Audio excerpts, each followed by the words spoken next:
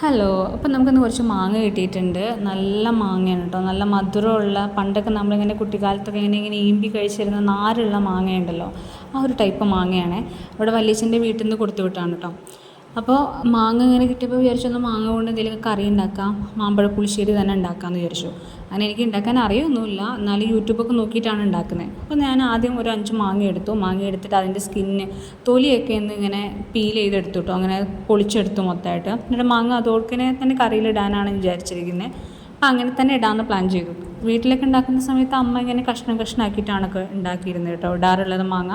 അപ്പോൾ മാങ്ങ ഇങ്ങനെ പീൽ ചെയ്തിട്ട് ഒരു 5 മാങ്ങ എടുത്തു. അതിലേക്ക് കുറച്ച് കഷ്ണം വെള്ളരിക്കയാണ് വേണ്ടത്, വെള്ളരി ഇല്ലാത്തതുകൊണ്ട് കുമ്പളങ്ങ ഇട്ട് അഡ്ജസ്റ്റ് ചെയ്തു.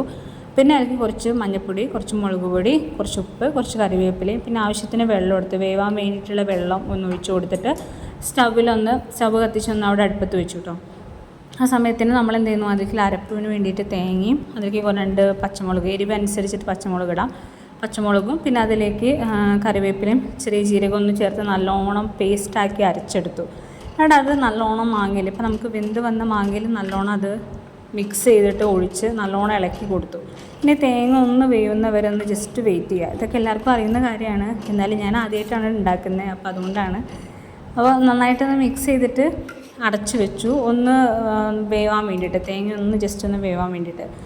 പിന്നെ തേങ്ങ ഇങ്ങനെ തിളച്ച് വരുന്ന സമയത്ത് അതിലേക്ക് നല്ല നാടൻ തൈര്, വീട്ടിൽ തന്നെ നമ്മൾ ഒഴിച്ചുണ്ടാക്കുന്ന തൈര്, ജസ്റ്റ് കുറച്ച് വെള്ളം കൂടി ഒന്ന് ആവശ്യത്തിന് വേണ്ട വെള്ളം കൂടി ഒന്ന് ഒഴിച്ചിട്ട് നല്ലോണം മിക്സ് ചെയ്ത് തിള വരുമ്പോൾ ഒന്ന് എന്ത് ചെയ്തു, ഓഫ് ചെയ്ത് അടച്ചു വെച്ചു. അതിലേക്ക് പിന്നെ നമ്മൾ വറവിടുകയാണ്.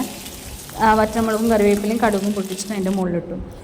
സാധാരണ എൻ്റെ വീട്ടിലൊക്കെ ഉണ്ടാക്കുന്ന സമയത്ത് നല്ലോണം മധുരം ശർക്കരയൊക്കെ ഇടും കേട്ടോ. ഇവിടെ ഞാൻ ശർക്കരയൊന്നും ഇട്ടിട്ടില്ല, ബട്ട് സ്റ്റിൽ മാങ്ങ നല്ല മധുരമുള്ളതുകൊണ്ട് നല്ല ടേസ്റ്റ് ഉണ്ടായിരുന്നു.